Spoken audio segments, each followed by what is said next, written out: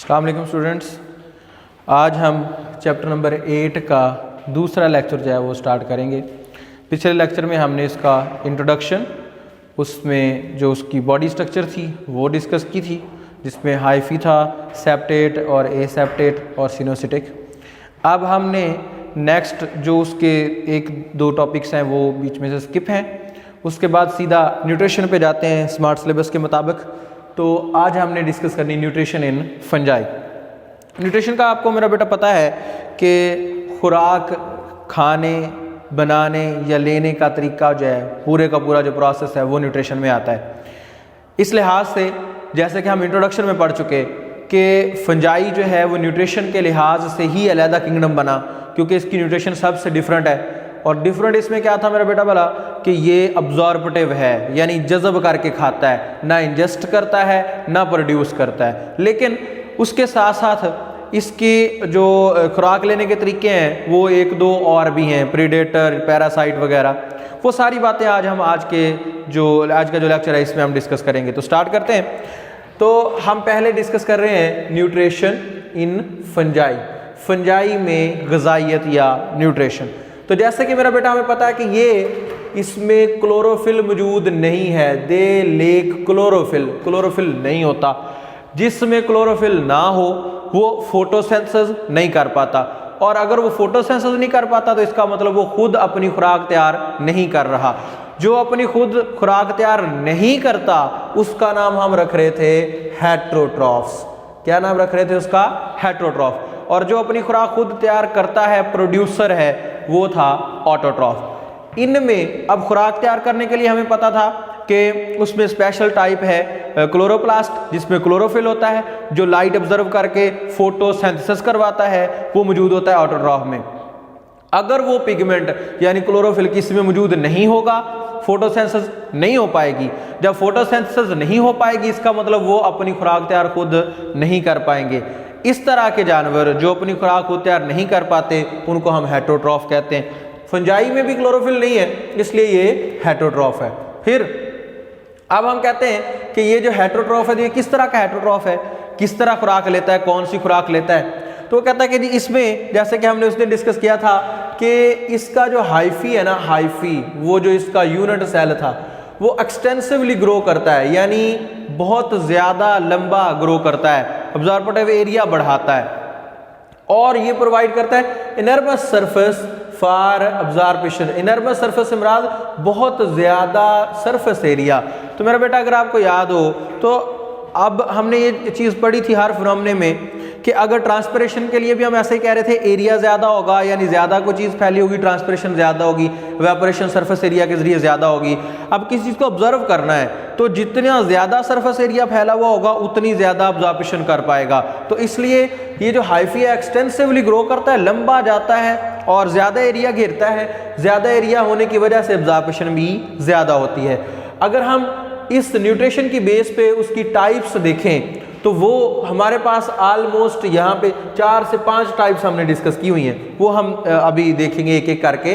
पहले नंबर पे आता है सैप्रोफाइट्स या सैप्रोट्रॉफ्स। सैप्रोट्रॉफ मेरा बेटा हमने जैसे पहले डिकम्पोजर्स को कहा था, सैप्रोब्स भी इनको हम कहते हैं, तो ये भी फिर डिकम्पोजर होगा।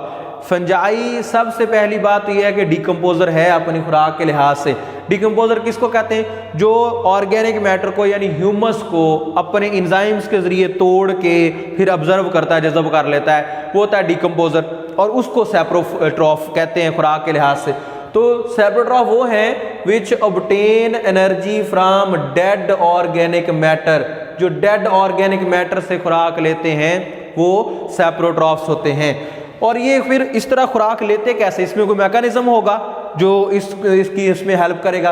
वो मैकेनिज्म क्या है कि इसमें राइजाइड्स होती हैं, ये रूट लाइक स्ट्रक्चर्स हैं राइजाइड्स। इन राइजाइड्स के अंदर होते हैं इंजाइम्स, स्पेसिफिक इंजाइम्स, लाइसोजाइम की तरह के, जो तोड़ते हैं जाके सेलुलोज वाली सेल वाल को, लिग्नन को। चूंकि अगर आपको याद हो तो हमने पढ़ा था कि या तो लिग्नन होती है जैसे कि दूसरे ऑर्गेनिज्म है उनमें, या फिर सेल वाल जो प्लांट की होती है उसमें सेलुलोज होती है। अगर सेल वाल टूट गई फिर ये अंदर का कंटेंट खा सकेगा, तो पहले ये उसको तोड़ता है। उसको तोड़ने के लिए क्या चाहिए? इसको एंजाइम्स। तो ये इस तरह ये खुराक लेता कैसे है, यूज करता है राइजाइड्स को फॉर अब्जॉर्प्शन, और उस अब्जॉर्प्शन करता कैसे है, राइजाइड रिलीज एंजाइम्स, राइजाइड्स एंजाइम्स रिलीज करवाती है, यानी वो एंजाइम्स देती है जो उसको तोड़ दे और कंटेंट सामने आ जाए जिसको ये जज़ब कर ले। फंजाई जो है वो इस लिहाज से फिर क्या हुए, डीकम्पोजर अलॉन्ग विद बैक्टीरिया और दूसरे जो एल्गी वगैरह हैं वो, तो फंजाई मेजर डीकम्पोजर्स हैं क्योंकि इनका नाम ही इसलिए ऑब्जर्वेटिव के लिहाज से किंगडम का रखा गया, इसलिए इनको हम कहेंगे कि ये मेजर डीकम्पोजर हैं। दूसरी जो इनकी टाइप है वो है हमारे पास पैरासाइट। पैरासाइट्स का मेरा बेटा आपको पहले भी पता है, हमने कई बार डिस्कस किया है। The organism which remain on the other organism get food and shelter from it and in return harms it, यानी एक जानवर जो दूसरे के ऊपर रहता है उससे रहने की जगह और खुराक लेता है और बदले में उसको नुकसान पहुंचाता है, वो पैरासाइट होता है। बैक्टीरिया भी कुछ पैरासाइट हैं। वो पैरासाइट किस तरीके से हैं या क्या चीज़ यूज़ करते हैं पैरासाइटिक बिहेवियर के लिए, तो वो यूज़ करते हैं होस्टोरिया। ठीक है जी, यहाँ पे ये यूज़ कर रहा था राइजाइट, जबकि एज ए पैरासाइट ये यूज़ करता है होस्टोरिया। होस्टोरिया क्या है, ये उसकी जार्ड लाइक स्ट्रक्चर्स हैं, ये भी राइजाइट की तरह की, जो हेल्प करती हैं इसको कि वो ऑब्जर्व कर सके nutrients directly from living host cytoplasm. जो लिविंग होस्ट है उसका साइटोप्लाज्म जो है उससे डायरेक्टली ऑब्जर्व कर लेता है। होस्टीरिया उसके अंदर दाखिल कर देता है, सेल के अंदर पेनिट्रेट कर जाती है अंदर साइटोप्लाज्म तक और उसको वहां से चूस लेता है, ऑब्जर्व कर लेता है। इस तरह के बिहेवियर को हम कहते हैं ये पैरासाइटिक बिहेवियर है।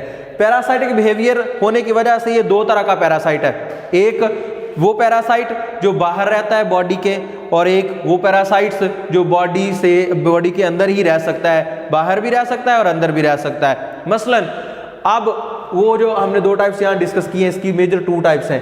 पहली टाइप की अगर हम बात करें तो उसमें कहता है कि जी ये है ऑब्लिगेट पैरासाइट।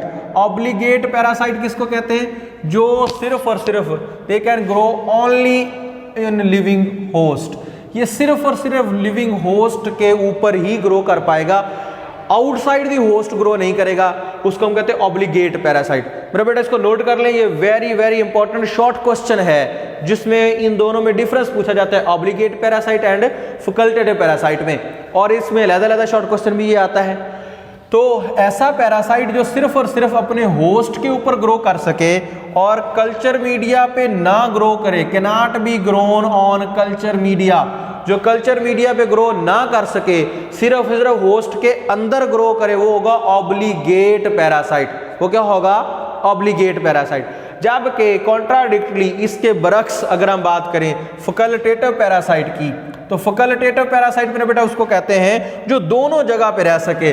देयर ये क्या कहते हैं, they can grow on their host as well as on culture media, ये दोनों चीजों पे ग्रो करेगा, कल्चर मीडिया पे भी और होस्ट पे भी। इसको आप कहेंगे फैकल्टेटिव पैरासाइट। दो तरह के पैरासाइट हो गए, एक जो सिर्फ और सिर्फ होस्ट के अंदर रहता है, बाहर ग्रो नहीं कर सकता, वो होगा ऑब्लिगेट, और दूसरा जो होस्ट पे भी ग्रो कर सकता है, कल्चर मीडिया पे भी ग्रो कर सकता है, वो है फैकल्टेटिव पैरासाइट। तीसरी किस्म जो इसकी है न्यूट्रिशन के हिसाब से, वो है हमारे पास प्रीडेटर्स, यानी फंजाई भी कुछ प्रीडेटर होते हैं। प्रीडेटर का आपको पता है मेरे बेटे किसको कहते हैं, शिकारी को, जो किसी दूसरे जानवर का शिकार करता है। कैसे कि उसको पकड़ता है, कैप्चर करता है, मार देता है और खा जाता है, वो होता है प्रीडेटर। जो उसका शिकार बनता है वो होता है प्री, और प्री और प्रीडेटर का ताल्लुक आपस में कहलाता है प्रीडेशन। और ये जो प्रीडेशन है ये सिम्बियोटिक एसोसिएशंस में से एक एसोसिएशन में आता है। इसमें प्रीडेटर जो है फंजाई, उसमें हम कहते हैं कि ये वाली जो फंजाई है वो प्रीडेटर के तौर पे काम करती है, वो है oyster mushrooms. Oyster mushrooms, oyster mushroom का साइंटिफिक नेम है प्लेरोटस ऑस्ट्रिएटस। प्लेरोटस ऑस्ट्रिएटस ये उसका साइंटिफिक नेम है। ये वाली मशरूम क्या करती है, ये कहता है, वो कहता है ये होती है ओमनीवोरस। आपको पता है मेरा बेटा हम भी ओमनीवोरस हैं। ओमनीवोरस मीन्स होता है all eating. All eating, all eating किसको कहते हैं, यानी दोनों चीजें खाने वाली, सब्जियां भी और गोश्त भी, यानी दोनों साइड पे वो फीड करेगा।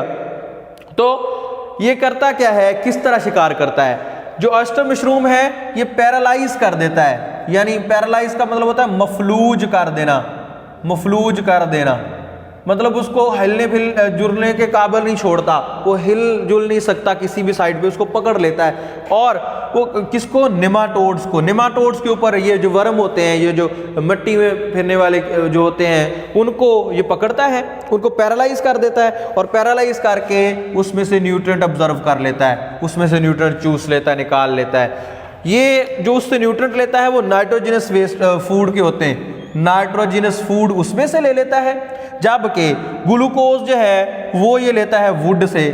अब देखिए मेरा बेटा, हमारे पास दोनों चीजें आ गई इसमें। ऑयस्टर मशरूम दो तरह की खुराक ले रहा है, एक नाइट्रोजनस फूड ले रहा है और नाइट्रोजनस फूड ले रहा है एनिमल से, वो एज ए प्रीडेटर ले रहा है, और ग्लूकोज ले रहा है वुड से। तो ये हर्बीवोर की तरह का सिस्टम आ गया, इसका डायरेक्ट उससे ले रहा है। इसका मतलब दो तरह का खाना ले रहा है, यानी अब आल टाइप ही होगी दोनों साइडों से, तो इसको हम कहेंगे ओमनीवोरस, प्रीडेटर और ओमनीवोरस। दूसरी जो इसकी किस्म है प्रीडेटर की वो है आर्थ्रोबोट्रेस। जो आर्थ्रोबोट्रेस है वो ट्रैप कर लेता है जो सॉइल निमेटोड है उसको पकड़ लेता है, उसको इर्द गिर्द रिंग बना देता है, रिंग बना के उसको वहां से पकड़ के जो खींच देता है, यूं जिस तरह नहीं आप किसी चीज को पकड़ के यूं इस तरह कंस्ट्रिक्ट कर दें, जोर से पकड़ लें, इस तरह पकड़ने से वो जो है ना वो इसकी गिरफ्त में आ जाता है। गिरफ्त में आने की वजह से उसके अंदर ये अपने वो जो हॉस्टूरिया डालता है, हॉस्टूरिया डाल के उसमें से जो भी न्यूट्रिएंट इसको चाहिए वो सक कर लेता है, चूस लेता है, ऑब्जर्व कर लेता है। तो ये वाली चीज़ है वो यही कहता है कि कंस्ट्रिक्टिंग रिंग बनाता है, कंस्ट्रिक्टिंग रिंग स्पेशल रिंग होती है वो बनाता है, और हाइफी इन्वेड करता है, हमला करता है उसके ऊपर और ऑब्जर्व कर लेता है फूड। कुछ जो स्पीशीज हैं उनमें कुछ स्टिकी सब्सटेंस भी होते हैं, यानी चिपकने वाले, जिससे वो कोई भी उसके करीब आता है उसको चिपका लेता है अपने साथ, तब तक नहीं छोड़ता जब तक उसमें से न्यूट्रिएंट ऑब्जर्व ना कर ले। यहाँ तक जो बात हुई हमारी वो थी एज ए प्रीडेटर फंजाई की। अब एक और एसोसिएशन है इसका जो ये देता है दूसरों के साथ, वो है म्यूचुअलिस्टिक सिम्बियोट्स। अब ये जो सिम्बियोट वाली बात है ये हमने कई बार डिस्कस की है कि इसको कहते हैं दो जानदारों के दरमियान ताल्लुक, सिम्बियोट। सिम मीन्स होता है मजमुआ, इकट्ठे होना, बायोट बायोसिस से, जानदार से, यानी जब दो जानदार इकट्ठे रहते हैं तो ऐसे एसोसिएशन को कहते हैं सिम्बायोसिस। सिम्बायोसिस में से म्यूचुअलिज्म एक और उसकी टाइप है। म्यूचुअल कहते हैं मेरा बेटा बाहमी को, म्यूचुअल का मतलब होता है बाहमी, बाहमी से मुराद दो तरफा। कौन सा भला? दो तरफा, यानी दोनों तरफ से फायदा होगा। तो इस तरह की एसोसिएशन को आप कहेंगे म्यूचुअलिस्टिक एसोसिएशन या म्यूचुअलिस्टिक सिम्बियोट्स। तो कुछ फंजाई जो है वो म्यूचुअलिस्टिक एसोसिएशन देते हैं। म्यूचुअलिस्टिक एसोसिएशन में दो तरह के हैं, ये दो तरह का एसोसिएशन देते हैं। Number one as a lichen, ये एज ए लाइकन वर्क करता है, और number two as a mycorrhiza. ये दो एसोसिएशन इसके ज्यादा मशहूर हैं। ये दोनों अलग-अलग शॉर्ट क्वेश्चन भी हैं, अदरवाइज न्यूट्रिशन पूरे का पूरा लॉन्ग क्वेश्चन है इस चैप्टर में से। तो लाइकन क्या है? लाइकन हमने एलजी में भी पढ़ा था, बाकी जगह भी कई बार डिस्कस किया हुआ है कि ये ऐसा एसोसिएशन है जो दो जानदारों के दरमियान होता है। एक उसमें होता है फंजाई और दूसरा उसमें होता है एलजी। जो बसीडियोमाइकोटा वाली फंजाई है वो ज्यादातर ये एसोसिएशन देती है फोटो ऑटोट्रॉफिक एल्जी के साथ, जो कि ब्लू ग्रीन एल्जी या सियानोबैक्टीरिया जिसको हम कहते हैं वो, या कोई और स्पीशीज भी हो सकती है, उसके साथ देता है। तो लाइकन एसोसिएशन हो गया दो चीजों का, फंजाई का और एल्जी का। लेकिन इसमें जो मोस्ट विजिबल पार्ट होता है वो फंगस का होता है, यानी फंगस उसको सपोर्ट दे रहा होता है, मैकेनिकल शेप दे रहा होता है, दैट इज वाई उसका ज्यादा पार्ट होता है, जबकि एल्जी जो है उसका कम पार्ट होता है। इस तरह फंजाई उसको सपोर्ट देगा एल्जी को और उसको प्रोटेक्ट करेगा हार्श कंडीशंस से, क्योंकि ये उसका ज्यादा हिस्सा ले रहा है, उसको प्रोटेक्शन दे रहा है। अब इस प्रोटेक्शन के बदले में एल्जी को भी उसको कुछ देना पड़ेगा, तो एल्जी उसको फूड देता है। तो फंगस को फूड जो है वो एल्जी से मिलती है और एल्जी को सपोर्ट जो है वो फंगस से मिलती है। इसका मतलब ये हुआ दो तरफा ताल्लुक है, दो तरफा फायदा है जो दोनों एक दूसरे को दे रहे हैं। एल्जी उसको खुराक देता है, फंजाई उसको सपोर्ट और प्रोटेक्शन देता है। इस तरह की एसोसिएशन को हम कहते हैं लाइकन्स। लाइकन एक स्पेशल टाइप है और ये वहां भी ग्रो कर सकती है हार्श प्लेसेस पे जहां पे अकेला नहीं करता। फॉर एग्जांपल रॉक्स, तो ये आप बाद में जाके भी पढ़ेंगे कि ये सक्सेशन एक टॉपिक होता है, उसमें आप पढ़ेंगे कि सक्सेशन कैसे होती है, यानी एक बेयर रॉक पे नई जगह पे इकोसिस्टम जब स्टार्ट होता है तो उसमें पायनीर के तौर पे वर्क करते हैं, इनको हम कहते हैं पायनीर्स, बानी जिसको हम कह लें। तो lichen as a Pioneer work करता है सक्सेशन में, किसी भी इकोसिस्टम को स्टार्ट करवाने में। हमेशा जहां भी इकोसिस्टम स्टार्ट करवाना है लाइकन पहले पेनिट्रेट करेगा, वहां पे जगह बनाएगा, खुराक बनाएगा, फिर उस पे आके वो जो मॉसेज आएंगी, फिर हर्ब्स आएंगी, फिर श्रब्स आएंगी, फिर ट्रीज आएंगे और क्लाइमेक्स कम्युनिटी पूरी डेवलप हो जाएगी। तो डेवलपमेंट शुरू इससे होती है, इसलिए इसको हम पायनीर या बानी का नाम देते हैं। तो ये यही हमने यहाँ पे डिस्कस किया, आपके पास बुक पे भी लिखा है कि हार्श प्लेसेस पे भी ग्रो कर सकता है। लाइकन का दूसरा फायदा क्या है, लाइकन वर्क करता है as a bio indicator. Bio indicator, bio indicator किसको कहते हैं, ऐसा जानदार जो किसी भी चीज की इंडिकेशन दे, इशारा दे, किसी चीज के बारे में बताए।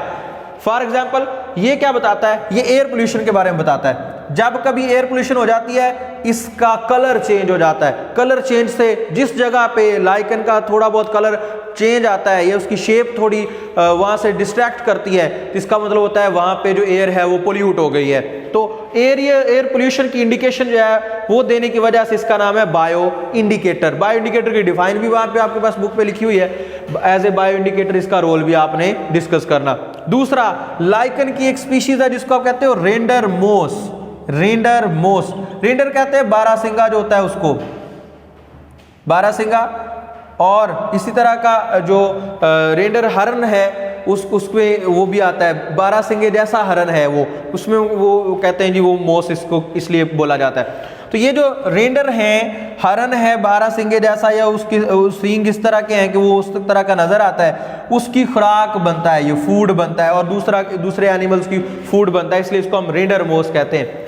अब दूसरा एसोसिएशन जो है म्यूचुअलिस्टिक एसोसिएशन, वो है हमारे पास माइकोराइजा। माइकोराइजा ऐसा एसोसिएशन है जो फंगल पार्ट और रूट्स ऑफ वेस्कुलर प्लांट्स में होता है। रूट्स ऑफ वेस्कुलर प्लांट, पहले तो हमें ये पता होना चाहिए वेस्कुलर प्लांट्स क्या हैं। तो मेरे बेटा वेस्कुलर प्लांट्स हम उनको कहते हैं जिनमें जाइलम और फ्लोएम हो। क्या, जाइलम और फ्लोएम। जिसमें जाइलम और फ्लोएम है वो वेस्कुलर प्लांट्स हैं, जिनमें नहीं है वो नॉन वेस्कुलर प्लांट्स हैं। तो वेस्कुलर प्लांट्स की जड़ों के साथ फंजाई अटैच हो जाता है। तकरीबन सारे के सारे पौधे यानी कम से कम भी 95% प्लांट्स ये एसोसिएशन बनाते हैं। इसकी क्या वजह है, इसकी वजह यह है कि प्लांट को इस चीज का बहुत फायदा है। क्या फायदा है कि जो माइकोराइजा है वो इंक्रीज कर देता है एरिया ऑफ ऑब्जर्वेशन। जैसे एरिया ऑब्जर्वेशन रूट का बढ़ेगा तो इसका मतलब ये प्लांट की हेल्प कर रहा है कि वो ज्यादा से ज्यादा फास्फोरस, जिंक, कॉपर और दूसरे जो न्यूट्रिएंट्स हैं उनको ऑब्जर्व कर सके। जैसे कि आपको पता है, जैसे कि हम कई बार पहले भी डिस्कस कर चुके हैं, ऑब्जर्वेशन के लिए जितना एरिया ज्यादा होगा उतनी ऑब्जर्वेशन ज्यादा होगी। तो ये उसके साथ मिलकर एक्सटेंड करता है, दूर तक एरिया बढ़ा देता है, ऑब्जर्वेशन भी बढ़ जाती है। फिर इसके बदले में प्लांट इसको क्या देता है, इसके बदले में प्लांट प्रोवाइड करता है इसको ऑर्गेनिक कार्बन। किसको, फंगस पार्ट को। तो ऑर्गेनिक कार्बन वो इसको कार्बन की जो रिक्वायरमेंट सब पूरी करने के लिए दे देता है। अब दोनों को फायदा हो गया। प्लांट को क्या फायदा हुआ, ऑब्जर्वेशन एरिया बढ़ गया और उसने वो जो न्यूट्रिएंट थे वो ज्यादा ऑब्जर्व कर लिए और अच्छा ग्रो कर गया। जबकि इसको खुद को, फंजाई को क्या फायदा हुआ कि प्लांट ने इसको ऑर्गेनिक कार्बन दे दी, तो इसकी जो कार्बन वाली कार्बोहाइड्रेट वाली रिक्वायरमेंट थी वो फुलफिल होगी। लेकिन ये जो माइकोराइजा है ये भी दो तरह का है। माइकोराइजल एसोसिएशन दो तरह का है, एक जिसमें कि जो माइकोराइजा है वो उसके अंदर तक पेनिट्रेट कर जाता है, जबकि दूसरा जिसमें कि वो पेनिट्रेट नहीं करता, उसको सराउंड करता है। जैसे कि पहली बात है जो उसमें हम कहते हैं एंडोमाइकोराइजा। एंडो मीन्स होता है इनसाइड। एंडोमाइकोराइजा ऐसा एसोसिएशन होगा जिसमें फंगल हाइफी जो है वो पेनिट्रेट करेगा, penetrates into the outer cell of root. Root के जो बाहर वाले सेल हैं उसके अंदर वो अपने जो राइजाइड्स हैं उनको हाइफी जो है उसको पेनिट्रेट करवा देता है। अब ये उसके अंदर रह रहा है इसलिए इसको हम कहेंगे एंडोमाइकोराइजा। जबकि दूसरा एसोसिएशन जो है वह एक्टोमाइकोराइजा। इसमें एक्टो में क्या होगा, ऐसा एसोसिएशन जिसमें फंगल हाइफी जो है वो सराउंड करता है, ओनली सराउंड करता है और एक्सटेंड करता है थ्रू आउट दी सेल, उसके अंदर नहीं जाता, यानी बाहर से उसको लपेट लेता है, उसको हम कहते हैं एक्टोमाइकोराइजा। तो ये भी वेरी इंपॉर्टेंट शॉर्ट क्वेश्चन है ये वाला भी कि एंडोमाइकोराइजा और एक्टोमाइकोराइजा में डिफरेंस बता दें, बार बार रिपीट हुआ है। दोबारा रिपीट कर रहा हूं कि हमारे पास ये जो माइकोराइजा है वो दो तरह का, एंडोमाइकोराइजा एंड एक्टोमाइकोराइजा। एंडोमाइकोराइजा जैसे कि नाम से जाहिर है, ऐसा माइकोराइजल एसोसिएशन जिसपे फंगल हाइफी पेनिट्रेट करता है आउटर सेल में, रूट के आउटर सेल के अंदर, जबकि एक्टोमाइकोराइजा ऐसा एसोसिएशन है जिसमें फंगल हाइफी जो है वो सराउंड करता है सेल को और उसके साथ एक्सटेंड कर जाता है। लेकिन इन दोनों में एक काम उसका जो है वो सेम है, वो क्या है, माइसीलियम। माइसीलियम मेरे बेटा हम किसको कह रहे थे भला, कंप्लीट बॉडी ऑफ फंगस को। माइसीलियम एक्सटेंड करता है far out into the soil in both kinds, दोनों काइंड्स में वो जमीन में या मिट्टी में दूर दूर तक फैल जाता है माइकोराइजा। इससे वही काम होता है जो ऊपर हमने पढ़ा था कि सरफेस एरिया बढ़ जाता है, अब्जॉर्प्शन भी बढ़ जाती है, यूं ज्यादा से ज्यादा खुराक मिलती है पौधे को, और जितनी ज्यादा खुराक मिलती है वो उतना अच्छा ग्रो करता है। सम अप करते हैं मेरा बेटा कि आज हमने न्यूट्रिशन के बारे में डिस्कस किया कि हमने इसमें क्लोरोफिल नहीं होता, हेटेरोट्रॉफ होते हैं, हाइफी एब्जॉर्प्शन में मदद करता है। टाइप्स हमने पढ़ी, ये सैप्रोफाइट्रॉफ्स हैं, डेड एंड डिकेइंग मैटर खाते हैं, पैरासाइट हैं, दूसरे ऑर्गेनिजम्स के ऊपर अटैक करके उनसे खुराक लेते हैं, जैसे कि होस्टूरिया को यूज करके। पैरासाइट फिर हमने कहा दो तरह के होते हैं, एक जिसको हम कह रहे हैं ऑब्लिगेट पैरासाइट जो सिर्फ और सिर्फ होस्ट सेल के अंदर ही रहेगा। इसमें इसकी एग्जांपल्स जो है ना वो हमने डिस्कस नहीं की थी, वो दोबारा बताऊं। इसकी एग्जांपल है मेल्ड्यूज और रस्ट स्पीशीज जो ऑब्लिगेट पैरासाइट है उसकी। कल्चरेटिव पैरासाइट्स हैं, ये दोनों पे वो जो है ना वो सर्वाइव कर सकते हैं, होस्ट पे भी और कल्चर मीडिया पे भी। तीसरी टाइप हमने डिस्कस की प्रीडेटर, जो दूसरों का शिकार करते हैं। उनमें हमने दो स्पीशीज का जिक्र किया, ऑयस्टर मशरूम्स का जिसको हम पिलोरोटस ऑस्ट्रेटस कहते हैं, जो पैराराइज कर देता है निमाटोड को और न्यूट्रेंट लेता है, नाइट्रोजनस न्यूट्रेंट उससे लेता है, ग्लूकोज वाला वुड से लेता है, दैट इज वाई इसको हम कहते हैं ओमनीवोरस। दूसरी इसकी स्पीशीज थी आर्थ्रोबोड्रस जो कि कंस्ट्रिक्टिंग रिंग बना के उसमें से जो है ना इन्वेड करके उसमें से खुराक लेता है। कुछ स्टिकी सब्सटेंस रखते हैं जिसको उसके साथ चिपका के खुराक ले लेते हैं। चौथी जो और आखिरी जो बात हमने इसमें डिस्कस की वो थी म्यूचुअलिस्टिक सिम्बियोट्स, जिसमें दो जानदार इकट्ठे रहते हैं। इसकी दो किस्में हमने पढ़ी, लाइकन और माइकोराइजा। लाइकन फंगस और एल्गी का एसोसिएशन है, ज्यादा पार्ट फंगस का नजर आता है, फंगस उसको सपोर्ट देता है हार्श कंडीशंस में, जबकि एल्गी उसको जो है वो फूड देता है। लाइकन उन जगहों पे भी उग सकता है जहां पे कोई और चीज नहीं उगती, जैसे कि रॉक्स हो गई। ये एज ए बायो इंडिकेटर भी वर्क करता है, एयर पोल्यूशन की इतला देता है। रेंडर मोस इसमें मोस के लिए यूज होता है, रेंडर्स के लिए और दूसरे एनिमल्स के लिए। माइकोराइजा दूसरा और आखिरी एसोसिएशन था इसका, जिसमें हमने कहा इस एसोसिएशन में फंजाई वेस्कुलर प्लांट्स की जड़ों के साथ एसोसिएशन बनाता है और 95% प्लांट्स जो है एसोसिएशन देते हैं। इस एसोसिएशन का फायदा क्या होता है, उसका जो एरिया है एब्जॉर्प्शन का वो बढ़ जाता है, प्लांट ज्यादा से ज्यादा फास्फोरस, जिंक, कॉपर और न्यूट्रिएंट वगैरह ले लेता है। बदले में प्लांट इसको ऑर्गेनिक कार्बन दे देता है। जो माइकोराइजा उसकी हमने दो टाइप्स पढ़ी, एक है एंडोमाइकोराइजा और एक है एक्टोमाइकोराइजा। एंडोमाइकोराइजा जो है इस एसोसिएशन में फंगल हाइफी पेनिट्रेट करता है रूट के अंदर, जबकि एक्टो में पेनिट्रेट नहीं करता, जस्ट सराउंड करता है। दोनों में काम सेम क्या है कि एक्सटेंड करता है, दूर तक सॉइल में फैल जाता है ताकि एब्जॉर्प्शन ज्यादा हो। ठीक है जी, अल्लाह हाफिज।